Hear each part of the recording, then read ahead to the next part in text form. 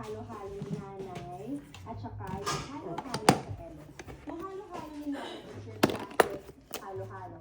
Shaved ice, toppings, milk, lettuce lagi top, fruits, classic, sobrang nakakapin siya.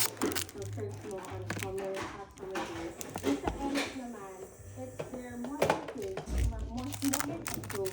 So, their halo-halo version is instead of shaved ice and milk, ginawa nila, pinumbay nila. So, yung milk, hiniz nila, and then they shave it. So, yung shaved ice niya mismo, yun na yung gatas. Tapos, sa kanila yung other ingredients. So, iba din siya na atake for halo-halo.